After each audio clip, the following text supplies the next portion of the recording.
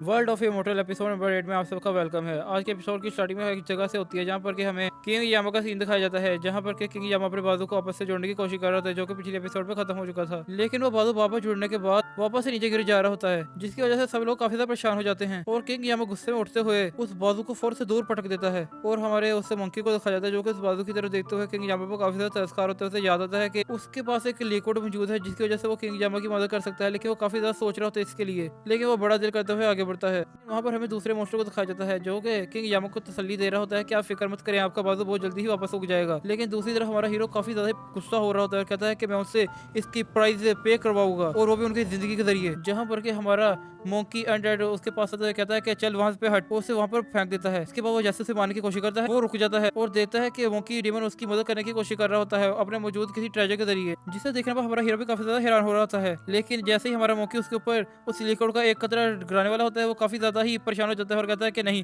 मुझे ऐसा नहीं करना चाहिए, और फौरन से अपनी बोतल को दूसरी तरफ हटा लेता है और कहता है कि नहीं, मैं ऐसा नहीं करूंगा। लेकिन किंग यामा की हालत पर उसे तरस आ जाता है और फिर से अपनी बोतल को उनकी तरफ बढ़ाना शुरू कर देता है, और इस बार वो एक ड्रो को गिरा देता है, जिसके पास हमें दिखाई देता है काफी ज्यादा पावर, जो कि आसपास किंग यामा के फ्लक्चुएट होना शुरू कर देती है और काफी ज्यादा ही ओरा उनके बाजू के अंदर आना शुरू कर देता है, जिसके बाद हमें दिखाई देता है उनका बाजू वापस से रिकार्डिनेट होना शुरू कर देता है, जिसकी वजह से वो सब लोग काफी ज्यादा हैरान हो जाते हैं। और हमारा हीरो कहता है ये तो काफी ज्यादा ही पावरफुल लाइफ ब्रीज ओरा है और ये काफी ज्यादा ही बॉडी को नरिश कर रहा है मेरी उससे सिर्फ ब्रीथ लेने से। लेकिन हमें किंग यामा के फोर हेड का सीन दिखाया जाता है, जहाँ पर के उनकी नीचे वाली दो लाइनें रेड हो चुकी होती हैं, जिसे देखने के बाद दूसरा मॉन्स्टर बहुत ज्यादा हैरान हो जाता है। लेकिन हमारे मंकी डीमन को दिखाया जाता है, जो कि इसको एंजॉय कर रहा होता है और कहता है देखा मेरे पास कितना अच्छा ट्रेजर है, तुम में से किसी के पास भी इतना अच्छा ट्रेजर नहीं होगा। लेकिन हमारे दूसरे डीमन को दिखाया जाता है, जो कि उसके पास आते हुए कहता है चल ला जल्दी से यहाँ पर पकड़ा इसे, लेकिन उसे छुपाते हुए कहता है कि नहीं, मैं तुम्हें नहीं दूंगा, और वो आपस में लड़ना शुरू कर देते हैं। जहाँ पर हमें देखा जाता है वो बहुत उछल जाती है और उछलते हुए गिर जाती है, और जैसे वो जमीन पर गिरती है उसका सारा का सारा लिक्विड जमीन पर गिरना शुरू कर देता है, जिसकी वजह से वहाँ पर काफी ज्यादा ब्रांची और फ्लावर उगना शुरू कर देते हैं और वो सारी की सारी बजट जगह वापस से हरी भरी होना शुरू कर देते हैं, जिसे देखने के बाद हमारा हीरो कहता है कि ये क्या, इतनी ज्यादा पावरफुल लिक्विड को ये लोग ऐसे ही संभाल रहे थे, इसकी वजह से तो किसी बंजर जमीन को भी काफी ज्यादा अच्छे तरीके के साथ कल्टीवेट किया जा सकता है, जिसकी वजह हमें दिखाया जाता है कि वो उसको ब्रीथ लेते हुए कहता है कि काफी ज्यादा पावरफुल और नेचुरल हर्ब्स हैं इसके पास तो। लेकिन नेक्स्ट सीन में हमें दिखाया जाता है कि वो सब लोग वहाँ पर आराम सुकून के साथ लेट चुके होते हैं और काफी ज्यादा इस माहौल को एंजॉय कर रहे होते हैं, जिसके बाद हमें दिखाया जाता है हमारा हीरो मंकी से पूछ रहा होता है कि तुम्हें वो लिक्विड कहाँ से मिला, तुम ऐसी कौन सी जगह पे गए थे जहाँ पर कि तुम्हें वो लिक्विड मिल गया। जैसे हमारा मंकी है वो काफी ज्यादा ही ब्लश करते हुए कहता है कि मैं जा रहा था रास्ते में और मुझे एक जगह मिली। हमारा हीरो कहता है आगे भी बताओ कौन सी जगह मिली, वो कैसी जगह थी, क्या तुम्हें याद है कि वो जगह कौन सी थी। मैं जानता हूँ तुम सब लोग यहाँ पर काफी ज्यादा पुराने वक्त से रह रहे हो और तुम्हें यहाँ पर सारी की सारी जगह के मतलब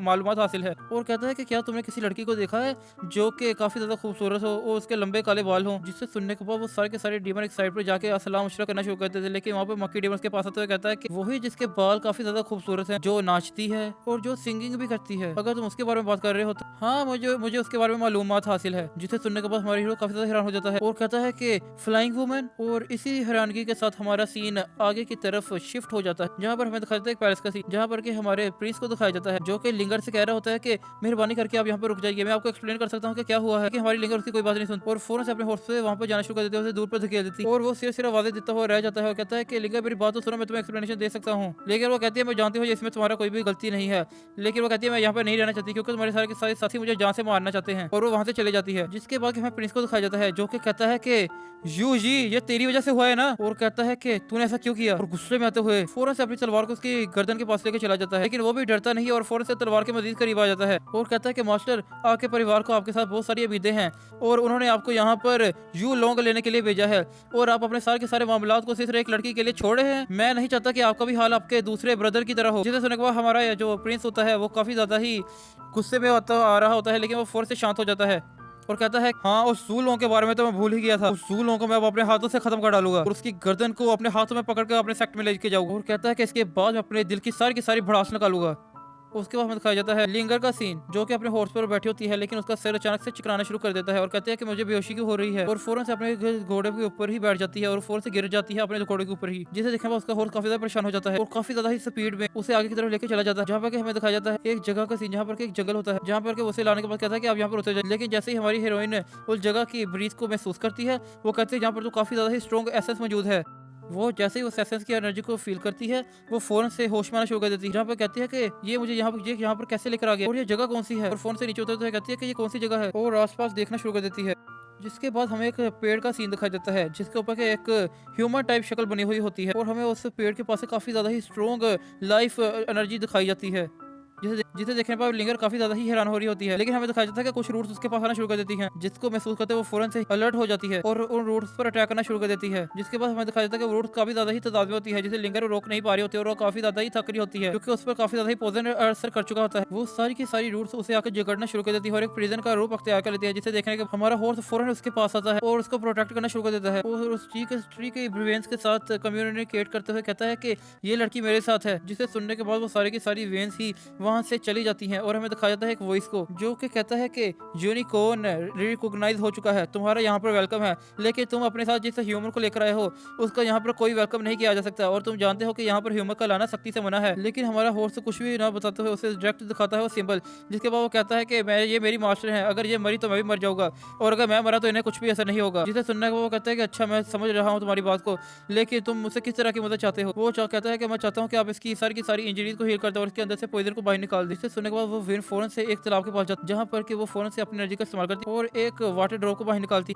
जिससे कि वो फौरन से लिंगर के पास लेके जाना शुरू कर देती है। जिससे ही लिंगर उसको देखती है वो फौरन से उसे ड्रॉप की तरफ अपने हाथ को बढ़ा देती है और वो ड्रॉप उसके हाथ पे आके गिरती है और हमें दिखाई देता है वहाँ पर एक रोशनी को, जिसकी वजह से वो फौरन से ही अब बिल्कुल एक तंदुरुस्त बन जाती है और उसके अंदर का सारा पॉइजन और सारी की सारी इंजरीज खत्म हो चुकी होती है, जिसकी वजह से काफी ज्यादा खुश होती है और उस पेड़ का शुक्रिया अदा करना शुरू कर देती है। और हमें दिखाई देता है उसके अंदर से अभी भी काफी ज्यादा ओरा बाहर की तरफ निकल रहा होता है, जिसकी वजह से हमें दिखाई देता है कि शायद उसका ब्रेक थ्रू होने वाला है, लेकिन हमें यहाँ पर नहीं दिखाया जाता कि उसका ब्रेक थ्रू होता है कि या नहीं होता। नेक्स्ट सीन में हमें हमारे हीरो को दिखाया जाता है जो कि किंग जामा के साथ ही अभी बात कर रहा होता है कि वो जगह कहाँ पर है और पूछने के बाद फौरन से दूसरी तरफ आ जाता है जहाँ पर कि वो ढूंढ रहा होता है उस वुमेन को और कहता है कि उन्होंने स्केलेटन ने मुझे यही बताया था कि वो यहीं पे मिलेंगी। लेकिन हमें दिखाई देता है कि वहाँ का सारा नज़ारा काफी ज्यादा ही खूबसूरत होता है, हर तरफ ही हरियाली और काफी ज्यादा ही खूबसूरत फूल उगे होते हैं। जिसके बाद हमें एक पैलेस का सीन दिखाया जाता है जहाँ पर एक नदी के अंदर वो वुमेन होती है, वो वुमेन मछलियों के साथ तैर रही होती है और मछलियां भी उसके साथ खेल रही होती है। हमें दिखाया जाता है कि वो वुमेन पानी के अंदर भी सांस ले पा रही होती है, उसे ब्रीथ लेने में कोई भी तकलीफ नहीं हो रही है। समुद्र की सारी मछलियां उसके पास आना शुरू कर देती हैं और हमें दिखाया जाता है कि मछलियों समेत वो लड़की बाहर निकलती है, जिसे देखने पर हमारा हीरो काफी ज्यादा ही हैरान हो जाता है और कहता है कि गोडेस, ये तो गोडेस है और कहता है कि गोडेस मेरी बात सुनिए और वो उससे काफी ज्यादा ही दूर होती है और कहती है कि क्या कहा तुमने गोडेस। वो कहती है बताओ तुमसे वो तुम्हें मुझसे क्या काम है। वो कहता है कि मैं चाहता हूँ कि आप मेरे लिए हेवन गेट को खोल दे ताकि मैं अपने वर्ल्ड में वापस जा सकूं और मैं यहाँ पर गलती से आ गया हूँ, मैंने किसी किस्म के भी टेस्ट को पास नहीं किया, तो मेहरबानी करके आप मुझ पर एहसान करें कि आप हेवन गेट को खोल दें। लेकिन हमें दिखाया जाता है कि आसमान में काफी ज्यादा बादल आना शुरू कर देते हैं और वो लड़की भी काफी ज्यादा गुस्सा आना शुरू कर देती है और कहती है कि तुम्हारी हिम्मत कैसे पड़ी मुझे ऑर्डर देने की, और कहती है कि अगर तुम्हें कोई अपॉर्चुनिटी गलती से मिल चुकी है तो उस अपॉर्चुनिटी को वेस्ट मत करो और काफी ज्यादा गुस्सा करना शुरू कर देती है और कहती है कि जब किसी इंसान को कोई मौका मिलता है तो उसे उस मौके का इस्तेमाल करना चाहिए और अगर तुम उस मौके का इस्तेमाल नहीं करोगे तो तुम बिल्कुल एक ट्रैश आदमी बनकर रह जाओगे। जिसे सुनने के बाद हमारा हीरो कहता है कि मुझे इस बात की कोई परवाह नहीं है, बस मैं अपने वर्ल्ड में वापस जाना चाहता हूँ। वो कहती है ऐसा नहीं हो सकता, लेकिन ऐसा जरूर हो सकता है कि मैं तुम्हें यहाँ पर जान से मार डालूं और फौरन से उसके पर आकर अटैक कर देती है। लेकिन हमारा हीरो उसको डोज कर लेता है और इसी तरह उनके दरमियान काफी ज्यादा फाइट होना शुरू कर हो जाती है। लेकिन जब काफी ज्यादा अटैक के बाद भी वो गोडेस उस लड़के का कुछ भी नहीं कर पाती तो वो कहती है कि ये लड़का कोई आम लड़का नहीं है, जिसके वो उससे कहती है कि तुम अर्थ पे वापस जाना ही क्यों चाहते हो, अगर तुम्हें हेवन में आने का मौका मिला है तो तुम खुश नसीब हो, तुम्हें इस अपॉर्चुनिटी का इस्तेमाल करना चाहिए, अगर तुम इस अपॉर्चुनिटी का इस्तेमाल नहीं करोगे तो तुम्हें कुछ फायदा नहीं होगा यहाँ पर आने का। लेकिन हमारे हीरो को इससे कोई फर्क नहीं पड़ता। वो कहते हैं लेकिन आप मेरी मदद कीजिए, मुझे जमीन पर वापस जाना है, वहाँ पर मेरी फैमिली इंतजार कर रही होगी। वो कहती है कि सब लोग यहाँ पर आते हैं फैमिली को छोड़कर और तुम अगर आ चुके हो तो तुम्हें क्या तकलीफ है। और कहती है कि अगर तुम मुझे 100 बार भी कहोगे कि मैं हेवन गेट को खोल दूं तो मैं नहीं खोलने वाली। और कहती है कि तुम अपने काम पर जाओ और मुझे तंग मत करो। जिसे सुनने के बाद हमारे हीरो को काफी ज्यादा गुस्सा आ रहा होता है उस पर और उस लड़की को भी हमारे हीरो पर काफी ज्यादा गुस्सा आ रहा होता है और वो काफी ज्यादा इसे गुस्से से देख रही होती है। लेकिन हमें दिखाई देता है उसकी नजर एक दूसरी जगह पर जैसे वो देखती है आसमान में काफी ज्यादा ही एवोल्यूशन होना शुरू हो जाता है और वहाँ पर काफी ज्यादा बड़ा स्टोर्म आ जाता है आसमान के अंदर और काफी ज्यादा लाइटिंग निकल रही होती है। जैसे वो कहती है कि मेरे पास तुम्हारे साथ खेलने का वक्त नहीं है, मुझे जाना है एक जरूरी काम से, और फौरन से वहाँ से उड़ के उस तरह की तरफ चली जाती है और कहती है कि वो वक्त आ चुका है। और हमारा हीरो भी उसकी तरफ देखते हुए कहता है कि ये कहाँ पर जा रही है और फौरन से कहता है कि मुझे इसका पीछा करना चाहिए और उसका पीछा करते करते काफी ज्यादा आगे आ चुका होता है। और हमें दिखाया जाता है कि आसमान से काफी ज्यादा ही फायर बॉल्स जमीन की तरफ गिर रहे होते हैं और काफी ज्यादा ही आग लग रही होती है। इसे देखने के बाद हमारा हीरो कहता है कि ये क्या हो रहा है यहाँ पर। लेकिन हमें समंदर के अंदर एक आदमी को दिखाया जाता है जो कि एक लकड़ी के सारे उस आइलैंड की तरफ आ रहा होता है जो कि एक मॉक होता है और काफी तेजी से उन अटैक से बचते हुए उस की तरफ बढ़ रहा होता है, जिसके बाद कि हमें उस मॉक को दिखाया जाता है जिसके सामने एक बड़ी सी लहर आ जाती है। देखने पर हमारा हीरो कहता है कि ये अब नहीं बचनी, लेकिन हमें उस मॉक को दिखाया जाता है जो कि बिल्कुल भी नहीं घबराता और फौरन से उस लहर के सामने जाना शुरू कर देता है, जिसके बाद हमें उस मॉक को दिखाया जाता है जो कि अपनी स्पीड को और भी ज्यादा तेज कर देता है और कहता है इतने मामूली से अटैक से मुझे कुछ भी नहीं होने वाला, और फौरन से उस लहर को चीरते हुए आगे की तरफ बढ़ जाता है अपनी पावर का इस्तेमाल करते हुए। लेकिन अभी भी आसमान से कंटिन्यूसली काफी ज्यादा ही फायर बॉल्स जमीन की तरफ आके गिर रहे होते हैं और हर तरफ ही तबाही मच रही होती है। लेकिन हमारा मॉन्क फौरन से आइलैंड पर आ जाता है जिसके सामने हमारा हीरो होता है और वो फौरन से ही हमारे हीरो को देखने के बाद उसके सामने आ जाता है और उससे कहता है कि यंग मैन, क्या तुमने यहाँ पर किसी दूसरे मॉन्क को देखा है जो कि बिल्कुल मेरी तरह ही दिखता हो, लेकिन वो काफी वक्त पहले यहाँ पर आया था जिसकी वजह से मुझे उसकी लोकेशन मालूम नहीं है। और वो कहता है कि नहीं, मुझे इसके किसी भी मौके के बारे में नहीं पता और ना ही मैंने यहाँ पर किसी मौके को देखा है। और कहता है कि तुम यहाँ पर किसको ढूंढने के लिए आए हो, क्या वो तुम्हारा कोई रिलेटिव है? वो कहता है कि हाँ, वो मेरा भाई है, वो यहाँ पर काफी वक्त पहले आया था कल्टीवेशन करने के लिए। जिसे सुनने को वो कहता है कि अच्छा। वो कहता है कि लेकिन मुझे नहीं पता। लेकिन जैसे उसकी नजर पड़ती है वहाँ पर से एक फायरबॉल अटैक आकर जमीन पर लगता है। वो कहता है बचो, लेकिन हमारा मौक वहाँ से बिल्कुल भी नहीं हिलता और हमें दिखाया जाता है उस मौक को कुछ भी नहीं होता वहाँ पर। जिसे देखने के बाद हमारा हीरो काफी ज्यादा हैरान हो जाता है। के बाद हमें उस मॉन्क को दिखाया जाता है जो कि आसमान की तरफ देखते हुए कहता है कि डेमी गॉड्स आपस में फाइट कर रहे हैं और कहता है कि यहाँ पर काफी ज्यादा ही इंटेंस फाइट चल रही है और हर तरफ से अटैक हो रहे हैं और कहता है कि यकीनन से ये ड्रैगन गॉड्स होंगे जो कि आपस में फाइट कर रहे हैं अपने क्लैन के लिए। जिसे सुनने के बाद हमारा हीरो कहता है कि अच्छा, ड्रैगन गॉड्स, ये डमी गॉड्स क्या होते हैं मुझे नहीं पता। और वो फोर्स से आसमान की तरफ देखना शुरू कर देता है जहाँ पर कि हमें एक पर्पल कलर की रोशनी को दिखाया जाता है, जहाँ पर कि हमें दिखाया जाता है दो गॉडेस को आपस में फाइट करते हुए, जो कि लाइट ड्रैगन और डार्क ड्रैगन होता है, जो उनकी ही वहाँ पर फाइट हो रही होती है और वो फाइट काफी ज्यादा इंटेंस रूप अख्तियार कर चुकी होती है। जहाँ पर कि हमें उन दोनों ड्रैगन को दिखाया जाता है जो कि डार्क ड्रैगन और लाइट ड्रैगन होता है, जो कि आगे दूसरे को मारने के लिए शदीद मेहनत कर रहे होते हैं। और हमें दिखाया जाता है कि डार्क ड्रैगन को, जो कि लाइट ड्रैगन से कह रही होती है कि तुम बिल्कुल भी जिंदा नहीं बचने वाली, लेकिन लाइट ड्रैगन कहती है वक्त बताएगा। लेकिन डार्क ड्रैगन अपनी तलवार को उठाते हुए कहती है कि अब मैं तो अपनी तलवार के जरिए तुम्हारा गला काटने वाली, और फौरन से उसकी तरफ आगे बढ़ना शुरू कर देती है और काफी ज्यादा ही फॉर्मेशन को एक्टिव कर लेती है, जिससे कि हमारी वो लाइट ड्रैगन पर हमला होना शुरू हो जाता है। जिससे हमें दिखाया जाता है कि लाइट ड्रैगन काफी ज्यादा मुश्किल से उससे बच रही होती है और हमें दिखाया जाता है कि वो भी अपनी तरफ से उस पर अटैक करने की पूरी कोशिश कर रही होती है, लेकिन कहीं ना कहीं वो डार्क ड्रैगन लाइट ड्रैगन पर हावी पड़ रहा होता है, जिसकी वजह से लाइट ड्रैगन दूर भागनी शुरू कर देती है और कहती है ये काफी ज्यादा पावरफुल हो चुकी है। लेकिन कहती है कोई बात नहीं, मुझे थोड़ा सा फासला बनाकर इस पर अटैक करने की तैयारी करनी चाहिए और मैं यकीनन जीत जाऊंगी। और फोन से उस पर घूमते हुए कहती है कि ये लो फिर मेरा अटैक, और एक वेव अटैक को उस पर कर देती है, जो कि जैसे ही उसकी तरफ जा रहा होता है वो फौरन से अपने पास मौजूद नाइफ को उस पर फेंक देती है और कहती है कि ये है तुम्हारा अटैक। वो कहती है वाकई में तुम कितनी ज्यादा कमजोर हो चुकी हो पिछली बार की निस्बत, और फौरन से अटैक को, जिसके बाद वो उसके अटैक को ब्लॉक करते हुए फौरन से उसके अटैक को खत्म कर देती है। जिसे देखने पर वो लाइट गॉडेस काफी ज्यादा ही हैरान हो जाती है और कहती है कि इसने ये कैसे कर लिया। और हमें दिखाया जाता है अभी भी आसमान की तरफ से काफी ज्यादा ही आके गोले जमीन पर गिर रहे होते हैं और उसके दरमियान काफी ज्यादा फाइट चल रही होती है। जिसके बाद मॉन्क उसको बताते हुए कहता है कि ये लाइट और डार्क ड्रैगन दोनों ही अपोजिट क्लैन से बिलोंग करते हैं, जिसकी वजह से वो हमेशा आपस में लड़ाई करते रहते हैं और इनकी वजह से ही काफी ज्यादा क्योस मच रहा है यहाँ पर। जिसे सुनने के बाद हमारा हीरो कहता है कि हाँ तुम सही कह रहे हो। लेकिन दूसरी तरफ हमें लाइट ड्रैगन को दिखाया जाता है जो कि काफी ज्यादा ही बुरी हालत में आ चुकी होती है डार्क ड्रैगन के साथ लड़ने की वजह से। वो कहती है कि अगर मैं ऐसे ही लड़ती रही तो मैं ज्यादा वक्त के लिए सर्वाइव नहीं कर पाऊंगी। इसके बाद वो वहां से भागना शुरू कर देती है और हमें दिखाया जाता है डार्क ड्रैगन को, जो कि वापस से उसकी तरफ भागना शुरू कर देती है। जिसके हमें दिखाया जाता है वो आकर फौरन से उस पर अटैक कर देती है, जिसके बाद वो फौरन से दूर हट जाती है और वहां पर काफी ज्यादा पावरफुल अटैक होता है। जिसके बाद हमें दिखाया जाता है एक बहुत ही ज्यादा पावरफुल स्वॉर्ड को, जो कि जैसे ही आकर जमीन पर गिरती है काफी ज्यादा थंडर स्ट्राइक होना शुरू हो जाते हैं। जिसके बाद वो आगे बढ़ते हुए कहती है कि तुम मुझसे नहीं बचने वाली। वो कहती है कि ये तो वक्त ही बताएगा और फौरन से उस पर अटैक कर देती है और अपने फायर अटैक का इस्तेमाल करना शुरू कर देती है। लेकिन हमें दिखाया जाता है कि डार्क ड्रैगन पर लाइट ड्रैगन के वार का कोई भी असर नहीं होता और वो फौरन से उसके अटैक को चीरते हुए उसकी तरफ बढ़ना शुरू कर देती है। और हमें दिखाया जाता है कि लाइट ड्रैगन उसके अटैक से काफी ज्यादा मुश्किल से बच रही होती है और काफी ज्यादा ही मुसीबत में फंस चुकी होती है। जिसके बाद हमें डार्क ड्रैगन को दिखाया जाता है जो कि कहती है कि तुम कब तक बचोगी, कब तक भागती रहोगी, मेरे हाथों से मरना ही तुम्हारी किस्मत में लिखा हुआ है और आज मैं किसी भी सूरत हाल में अपने क्लैन का बदला लेकर होगी तुम लाइट ड्रैगन से। वो कहती है क्लैन का बदला? तुमने हमारे क्लैन को नुकसान पहुंचाया है, हमने तुम्हारे क्लैन का कोई नुकसान नहीं पहुंचाया और बदला तो हमें लेना चाहिए तुमसे। जिसके बाद वो फौरन से अपने ड्रैगन वाले रूप में आ जाती है और एक बहुत ही बड़ी फॉर्मेशन को समन करते हुए कहती है कि आज मैं तुम्हें जिंदा नहीं छोड़ूंगी। लेकिन जैसे उस पर अटैक करती है हमें दिखाया जाता है कि डार्क ड्रैगन पर अभी भी इस पे हमले का कोई असर नहीं हो रहा है और वो फोन से आगे बढ़ती है उसके हमले को रोकने के लिए। जैसे वो उसकी तरफ आगे बढ़ती है हमें दिखाया जाता है वहाँ पर काफी ज्यादा पावरफुल ब्लास्ट होता है, जिसे देखने पर मौका कह रहा होता है कि इनकी फाइट काफी ज्यादा लंबे वक्त तक चलने वाली है और ये काफी ज्यादा ही ओल्ड एनिमीज रह चुके हैं। और कहता है कि तुम यहाँ पर कितने वक्त से रह रहे हो, मुझे नहीं पता कि तुम यहाँ पर कब आए होगे। वो कहता है ज्यादा देर नहीं हुई, सिर्फ चंद महीने ही हुए मुझे यहाँ पर आए हुए। वो कहता है अच्छा चलो ये तो अच्छी बात है। और दूसरी तरफ जाते हुए कहता है कि चलो ठीक है मैं चलता हूँ, मुझे जाना है अपने दूसरे मॉक भाई को ढूंढने के लिए। और कहते हैं